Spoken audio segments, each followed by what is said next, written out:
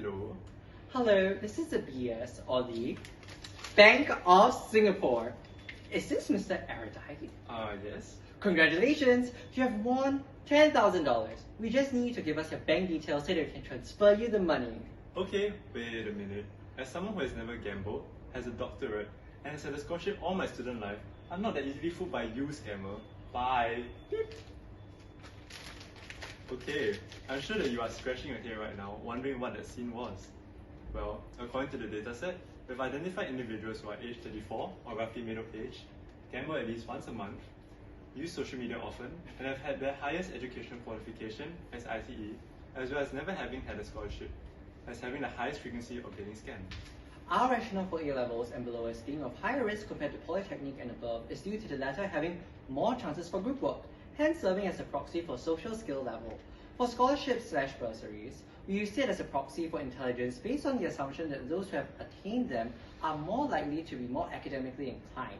For social media usage, the rationale is that those who are on social media may have a higher chance of experiencing scams from potential scammers, and hence, with increased exposure comes a likely increased possibility of getting scammed. For GM...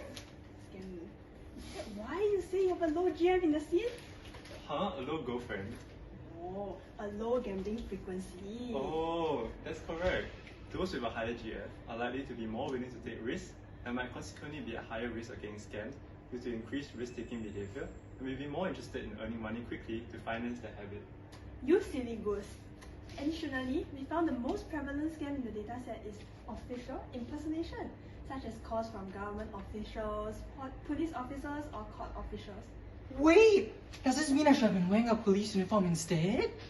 Well, aside from the fact that we could not find a police uniform, other forms of scams that are reported include job, romance, investment, e-commerce. Not all scams manifest in the same way after all. I see. Well, I guess that makes sense.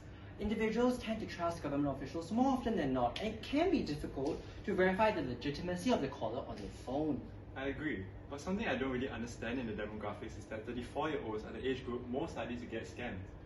Shouldn't it be the elderly? Oh my gosh, what an ageist thing to say! Cancel him now! Actually, this young whippersnapper is not wrong. I often need my granddaughter to help me with all these fancy knickknacks you all use nowadays. That's probably why the elderly are possibly underrepresented in this data set. The elderly are less likely to be well educated and may not be aware that they are able to report to the police when they get scammed. See, I'm right. Okay, fine. I guess you are. This likely gives a classification model towards the middle-aged individuals who are more likely to realize they have been scammed and thus will be more likely to report to the police when they get scammed. That's why we didn't use age as a delineating factor, but used other less indirect factors to reflect age. Fine, you're not cancelled. Well, anyways, you must be wondering now what factors we use in our classification model to determine if an individual is low, medium, or high risk, right? Well, not really, but I'll explain it anyway. We use the factors gambling frequency, social media usage, education, or scholarship. Our analysis highlights that those who gamble more frequently, uses social media more frequently, and have a lower education status are generally more likely to be at higher risk of falling prey to scams. On the other hand, for those who gamble less often, we assume that a higher level of education or a scholarship would be more equipped to discern when they are being scammed. If they have indeed been scammed, they would also be more likely to know how to go about reporting the crime. Thanks for explaining for me. Wait, wasn't I the one who asked for it? Yeah. Anyways, risk level refers to the likelihood of getting scammed, impact of being scammed, and resources or attention allocated to this group.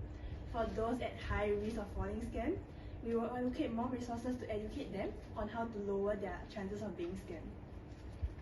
In addition, social media usage and education are used as soft delineators for age too, as these two variables vary according to age. The younger generation are more likely to be active on social media, while the older generation are not. Also, the younger generation tends to be more educated while also being at different levels of education based on their age. We also use these factors as first, social media usage can increase the possibility of an individual encountering a scam online. And secondly, educational level can be used as a proxy to determine one's ability to realize when they are getting scammed. With all of this in mind, our original classification model in the midway section counted 154 low risk, 249 medium risk, and 98 high risk.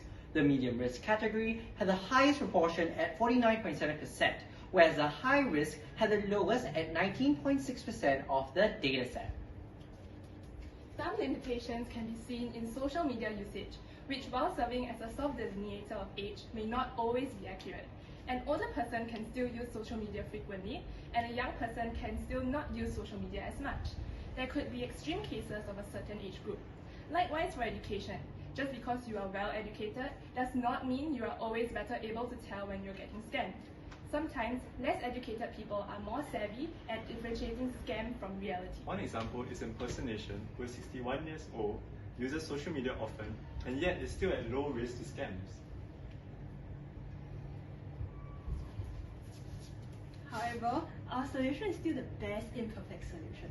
Gambling frequency is the best imperfect indicator for the amount of risk someone is willing to take. Research has found that gambling is a more general form of risk-taking, so individuals who gamble more are likely to take risks, leaving them more vulnerable of getting scammed. For those who do not gamble often, the risk of getting scammed is comparatively lower than those who do so often. In addition, being more highly educated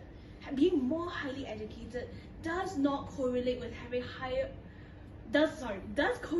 having higher economic capabilities, and thus those with stronger economic backing will be less at risk as they are in a better position to take a financial hit.